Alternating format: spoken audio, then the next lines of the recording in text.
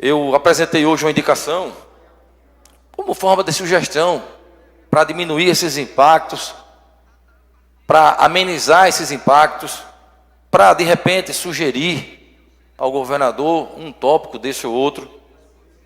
Então, eu venho sugerir, através dessa indicação, que foi protocolada hoje, que permita que os estabelecimentos voltem a funcionar nos horários normais ou até estendidos, porém com redução da sua capacidade em 50%. Aumentar o efetivo de fiscalização sobre essa capacidade dos estabelecimentos e multar ou até lacrar o estabelecimento que descumprir as medidas determinadas. Conceder auxílio empresarial de 30% do valor do faturamento da empresa em 2019.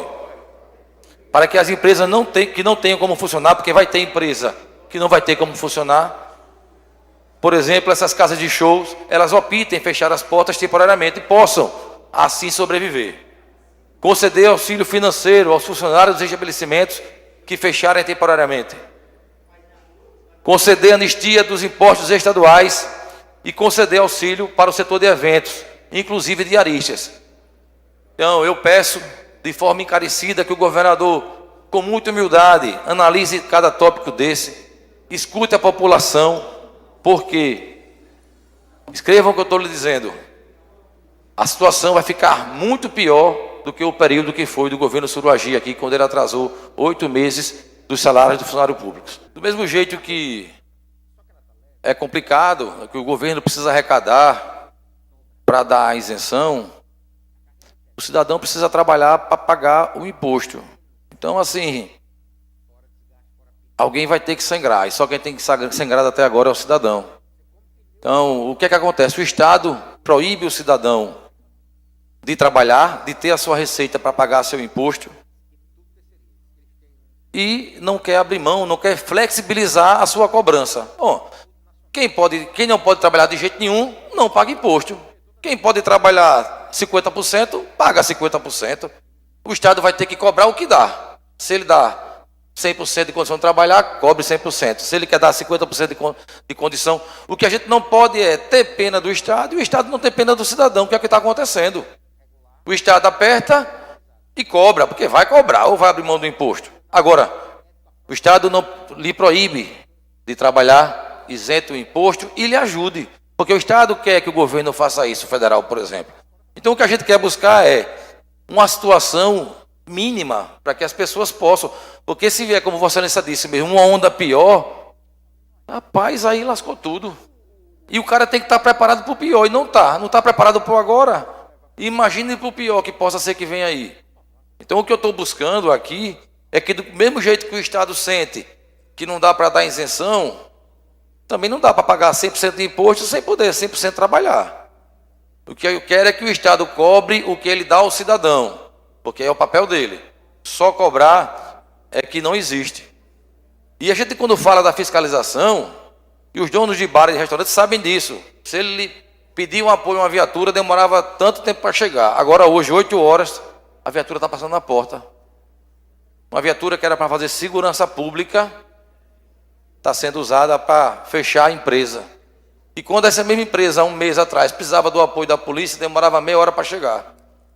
Então, o que eu quero é que não desvia aquela viatura ordinária do serviço que está lá, que já tem uma área grande para atender, que já tem muita ocorrência. Vamos reforçar o policiamento, vamos colocar a ronda do bairro e força-tarefa para fiscalizar as empresas, para que elas funcionem de acordo com o decreto. Mas de acordo com o decreto, que seja de acordo com a situação do alagoano. Um amigo, por curiosidade, foi no terminal do Bento Mendes e contou, né? O ônibus são tantos sentados, tantos em pé. Perguntou quantas linhas saem aqui. Deu uma média, era um dia de segunda-feira, 100 mil pessoas.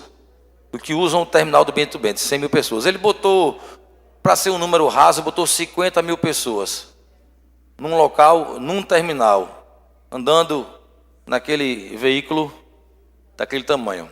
50 mil pessoas numa segunda-feira não é ocupação de bar e restaurante. Não é. Espalhada por toda a cidade, por todo o estado de Alagoas. Por toda a cidade. Não dá 50 mil pessoas que frequentam um bar e restaurante. Não dá. Então, a mesma ciência mostra que, como eu disse aqui já, quem mais transmite o vírus é hospital e banco e loteria. Porque lá eles estão mais próximos um do outro, geralmente um ambiente fechado, demoram nessas filas, demoram dentro desse transporte e aí facilita a transmissão do vírus. Que bom que Vossa Excelência reconhece que o presidente evolui, seja no uso da máscara. Eu não vi isso ontem, mas acredito que Vossa Excelência está falando aí, que ele evolui. E eu não queria levar o discurso desse jeito, mas diferente do governador do estado. Muito diferente. Eu vou dizer por quê. Porque existiam alguns cientistas que desde o começo defendem o tratamento precoce. Por que não, nesses 1.400.000 hospitais que ele abriu aqui, botar para fazer uma experiência do tratamento precoce? Para dizer, cidadão, existem alguns médicos profissionais que entendem de medicina, e ele não, nem eu, nem o presidente já disse isso até. O presidente não entende, não é o Google, não é Davi Maia, como é? Professor de Deus. O presidente diz, não entendo. Aí existem médicos que dizem que o tratamento precoce dá resultado. Por que não pega uma unidade de saúde para fazer esse teste? Nós estamos há 1 ano e 2 meses de pandemia. A gente já tinha números na prática sobre isso. Falar sobre número de mortes, o brasileiro sabe e questiona, porque desde o começo era estranho esses números. Eu falei um caso aqui no Piauí, para variar Nordeste como referência, o subtenente morreu por tiro e saiu no atestado suspeita de Covid. Entra onde esse número? Entra no Covid. Eu não estou negando, vocês entendam isso. Eu não estou negando a doença.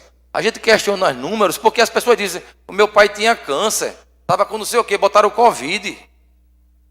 As pessoas relatam. Eu lembro que no governo TEL, vocês sabem disso, o cara levava 50 tiros, chegava no HGE vivo, morria lá, ele colocava morte clínica.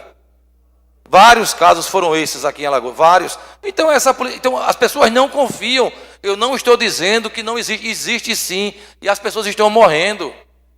Agora que existem também números questionáveis, existem também coisas, deputado Silvio Camelo, que a gente pode mudar, como por exemplo, tratamento.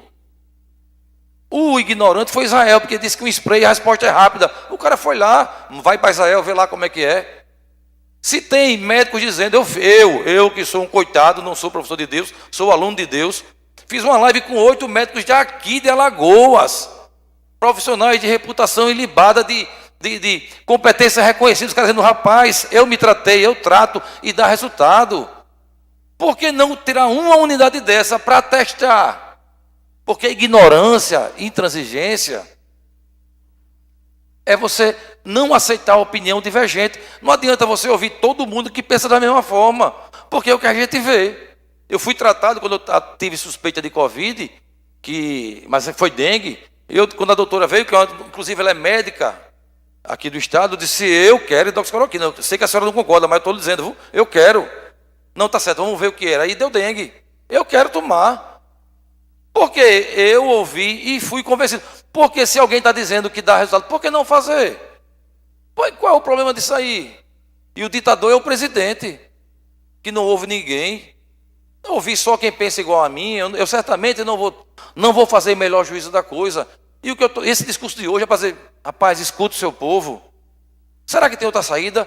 Porque pode ser que piore, como o deputado Chinoro disse. Rapaz, vai piorar ainda mais. Vamos ver. Separa aqui um leito, um cidadão para a gente testar esse tratamento precoce, para ver se dá certo. Mas, pelo contrário, aqui em Alagoas houve uma desestimulação. A hidroxicloroquina, esse tratamento que vários profissionais defendem, essas pessoas tiveram que se calar, foram discriminadas quando falavam. Eu conversei com o Conselho Regional de Medicina. Chegou o momento dos médicos terem medo de defender uma medicação que eles usam há muitos anos, sem necessidade. Então o que a gente quer dizer, se existem 10 possibilidades, vamos testar. Por que não? Qual é o prejuízo que isso traz? Não está aumentando, a gente insiste em não tratar precocemente, está aumentando as mortes, vocês estão dizendo. Por que não testar? Eu me preocupo, deputado, com a dona Rita, com o cara do espetinho, com o dono do Divina Gula. Porque se ele hoje é um empresário de sucesso, e se for de forma honesta, é mérito dele. Não é demérito nenhum. E ambos têm as suas necessidades proporcionais. E isso precisa ser avaliado e reavaliado. A economia vê depois, a economia recupera. Olha para a Venezuela. Será que realmente recupera a economia tão fácil assim?